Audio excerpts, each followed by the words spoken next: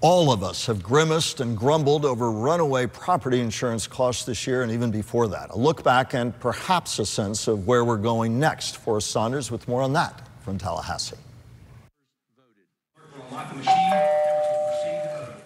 It was a little over a year ago, state lawmakers had that major property insurance special session. And the biggest, meatiest, beefiest property insurance reform legislation that this state has ever seen. Their package targeted insurers' biggest issues in hopes of bringing in more business and lowering prices for the consumer. Among them, trimming a glut of litigation by cutting incentives to sue, creating a pot of money to ease the cost of reinsurance, and upping requirements to access the state-backed insurer of last resort, Citizens. We think that in the long term, premiums will go down.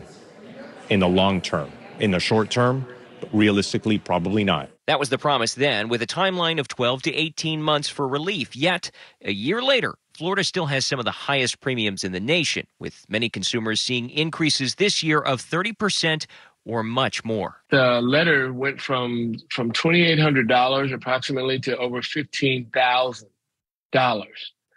So to say skyrocket, it might be a little bit of an understatement. Even so, major property insurance reform isn't anticipated this coming session. Lawmakers and leaders keep saying what was done is just now starting to have an impact, with lawsuits trending down and a handful of new companies entering the market. We do need to let these things come in and have an impact. And if we need to do something larger, I think the state has the ability to do it if it's not seeing the results it needs. But right now we need to see how this goes. That's the state's insurance commissioner, who is pushing for a transparency bill in the upcoming session. It would allow consumers to better understand the costs of their carrier. Plus, this budget provides more than $1.1 billion in tax relief. Florida's governor looking for more than $430 million in savings by cutting taxes and fees on residential property insurance and flood insurance in his next budget. There's also more than $100 million to continue funding the My Safe Florida Home program, which offers grants to harden homes, potentially lowering rates. When you harden your home and it's less of a risk, that means it doesn't have as much of a probability to be damaged because of a storm. If it's a tougher home, that means the rates are going to be cheaper. Lawmakers now get a chance to weigh in on these ideas when they return next month, and that gavel drops for session. At the Capitol, Forrest Saunders, WPTV News Channel 5. But on this Christmas Eve, a lot of Floridians say all they're seeing is a lump of coal in their stocking, still waiting for prices to come down. Brian, rejoining us, you always talk about the fact, rightly so, that pocketbook issues drive how we ultimately vote. This is as big a pocketbook issue, that and affordable housing in Florida. Talk about that and the political landscape in Florida and how it drives Florida politics this coming year. Well, while the legislature may think it's the biggest and the meatiest reform ever taken place, the homeowner and the auto owner doesn't think so at all. All they're seeing is their bills going up and up and up. And even the idea of hardening your home, and in some cases you can get some help from the state, construction cost a fortune. If you have to get a new roof or do upgrades to your roof or other parts of your house, and you save a couple $100 on your insurance, doesn't work out for most people. I know a young guy who just got a car, and he was shocked to find out that the auto insurance for his car is $365 a month. He's a sophomore in college. It's his first time doing this kind of stuff, and for him, that's a lot of money, and this is happening to people all the time, and insurance reform so far has not shown anybody anything. Politically, why haven't Democrats in Florida gotten traction from that huge pocketbook issue, and why have Republicans not, some would argue at least, not paid more of a political price for it in Florida? Demo who? You know, that's the problem in Florida. The Democrats are very weak in the party. The Republicans have a super majority in the House and the Senate. During the legislative session that starts in January, for all practical purposes, Democrats don't even have to show up because they don't have the power to do anything.